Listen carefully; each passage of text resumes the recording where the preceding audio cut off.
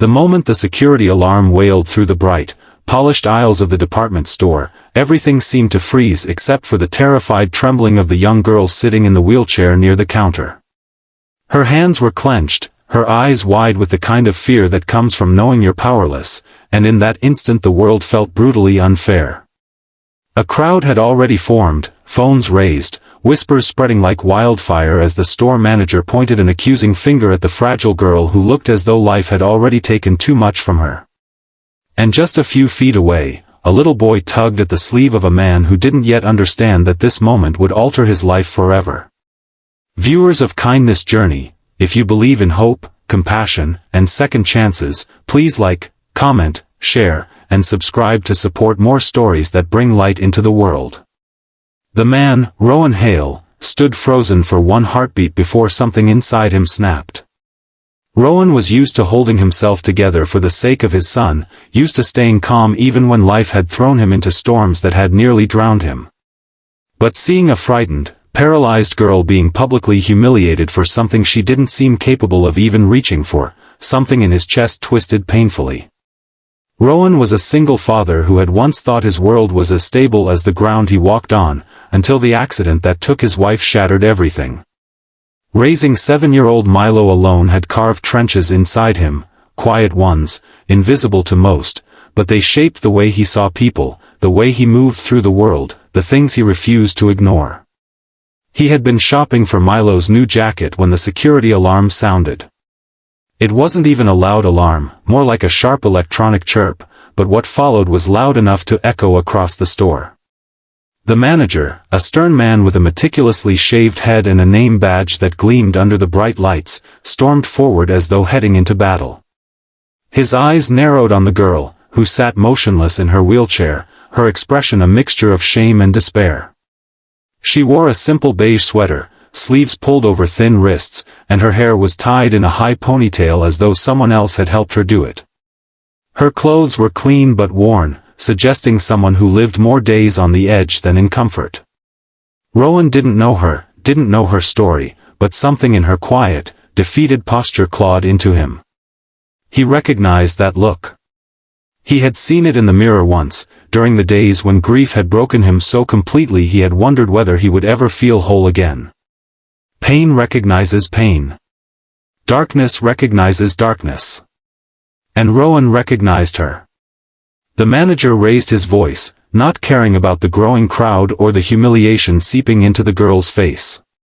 He accused her of hiding a pair of gloves she had supposedly placed under her seat. His voice was sharp, slicing through her silence, demanding answers she was too overwhelmed to speak. The girl's hands shook as she attempted to form words, but fear cut off her voice. Rowan took one step forward without thinking, and then another, until he was standing between the manager and the girl like a barrier.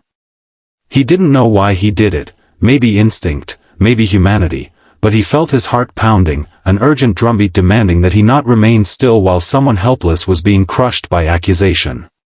The manager's glare shifted toward Rowan, clearly annoyed that someone was interfering. Rowan felt his jaw tighten, and a surge of protectiveness rose in him so fast it was dizzying. The crowd murmured, some curious, some hungry for drama, all holding up their phones. But Rowan didn't see them anymore. All he saw was the girl's trembling shoulders and the way her breath hitched as though she was seconds from breaking. Rowan had always believed that the world wasn't divided by rich or poor, strong or weak, but by those who chose to care and those who didn't. Care had cost him a lot in life, sleep, peace, comfort, but he still believed in it. Still, stepping into someone else's struggle wasn't easy. It meant threading yourself into their pain, even if only for a moment. Yet Rowan found himself unable to walk away. He could feel Milo watching him from behind, small hands clutching the edge of the display counter, eyes wide with confusion but also trust. It mattered what Milo saw. It mattered what he learned from his father. To Rowan, this wasn't about shoplifting anymore. It was about dignity, about refusing to let a person be crushed by assumption simply because they appeared vulnerable or poor. Rowan's own father had raised him with the belief that a person's value wasn't measured by wealth or status but by how they stood when someone else needed them. As Rowan tried to reason with the manager, the girl's eyes slowly lifted. She stared at him with a mixture of disbelief and fragile hope, as if she couldn't understand why a stranger cared at all. It wasn't just the accusation that was hurting her, it was the way the world was watching her like she was something to be judged. She had been living in a small world carved by misfortune. Her legs had stopped working after a fall down a staircase 2 years ago, and her father, once a man with enough money and pride to make the world bend for his daughter, had withdrawn into guilt, leaving her to feel like a burden. The world had treated her differently ever since. She wasn't used to kindness. She certainly wasn't expecting a stranger to defend her. The tension built as the manager insisted she had stolen the gloves, reaching beneath her wheelchair seat to pull them out as if presenting evidence in a courtroom. But the moment he did, Rowan noticed something that shifted the whole atmosphere. The gloves had a tag from a different store. The alarm couldn't have gone off because of them. The manager's face hardened, embarrassed by the emerging truth but too stubborn to back down. Rowan refused to let the moment pass. His voice remained calm but carried a weight that quieted even the murmurs of the crowd. Suddenly, a man in an expensive, charcoal suit broke through the sea of onlookers. His face was pale with shock, eyes wide as they landed on the girl in the wheelchair. His hands shook visibly as he pushed to the front, his gaze filled with the kind of heartbreak that could only belong to a father who had searched for too long, feared for too long, and loved far too deeply. He dropped to his knees beside her wheelchair, gently taking her hand, whispering something only she could hear. Her tears spilled instantly, not from fear this time, but from the sudden warmth of being seen, being found. No one expected him to be her father. No one expected the wealthy, polished businessman, who looked like he stepped out of a corporate meeting with the world at his feet, to belong to the trembling girl whom everyone had assumed was poor and alone. The twist rippled through the crowd, melting judgment into shame. Her father had spent months looking for her after a misunderstanding, and spiraling guilt had driven her away. His wealth had never mattered, the girl had never cared for his money, only for his presence. Before the final emotional closing paragraph, viewers, please comment below with what you would have done in Rowan's place. As the truth settled, the father looked up at Rowan with eyes filled with gratitude deeper than words. He could see that Rowan didn't defend her for reward or recognition, he did it because the world needed more people who stood up when it mattered. The store manager stepped back, suddenly small, his arrogance dissolving under the weight of the moment.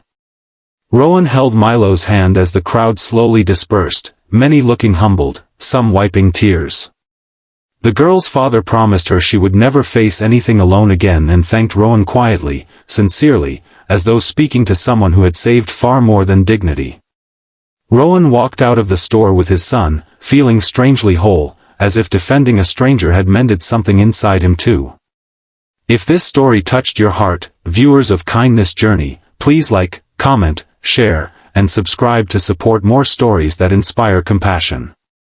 In the end, Rowan realized that kindness doesn't require wealth, status, or perfection, it only requires a moment of courage. And sometimes, that single moment can change more than one life. The girl found her father again. The father rediscovered hope. And Rowan, the single dad who thought he had nothing left to offer, discovered that the strength he had lost was still inside him all along, waiting for a chance to rise, to heal, and to remind the world that humanity matters most.